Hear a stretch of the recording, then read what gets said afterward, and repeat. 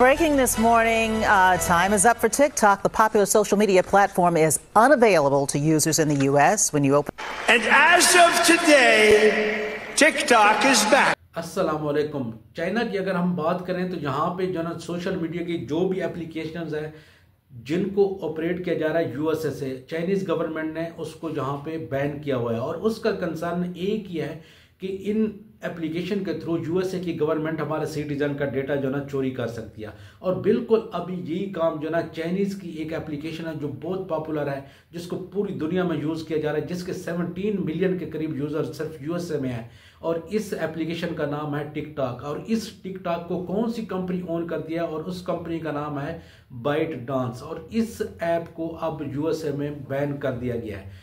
और इवन कि अब सुप्रीम कोर्ट ने भी जो ना टिकटॉक के पास दो ऑप्शन रखी हैं, या तो वो ऑफलाइन चली जाए या उसके बाद जो ना इसको सेल कर दिया जाए किसी यूएसए की सिटीजन को। लेकिन किसी को मालूम नहीं था कि ये पाबंदी सिर्फ 1 या 2 दिन के लिए होगी। अब बिल्कुल जो ना क्योंकि ऐसा ही हुआ है, क्योंकि न्यू जो इलेक्टेड प्रेसिडेंट है यूएसए के डोनाल्ड ट्रंप, उनसे कुछ भी तवक्को की जा सकती है। और बिल्कुल जो ना जो उनसे तवक्को किया जा रहा था उन्होंने वही कुछ किया है। और टिकटॉक के साथ भी उन्होंने वही कुछ किया है, वो आप बिल्कुल जहां से सुन सकते हैं। And as of today, TikTok is back.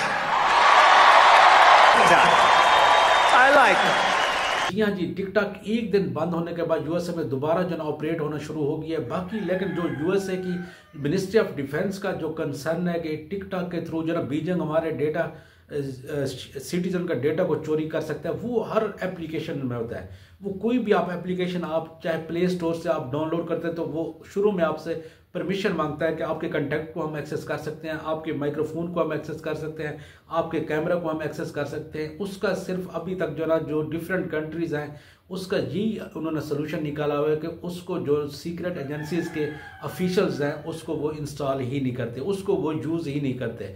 Otherwise ये बिल्कुल एक्यूरेट है कि इन एप्लीकेशन को जहाँ से ऑपरेट किया जा रहा होता है, जिस सर्वर पे ये रन हो रही होते हैं, उन सर्वर के ऊपर हमारा डेटा बिल्कुल जो ना वो जा सकता है। वो किसी के डेटा को भी एक्सेस कर सकते हैं, इवन के किसी के मोबाइल को भी एक्सेस कर सकते हैं।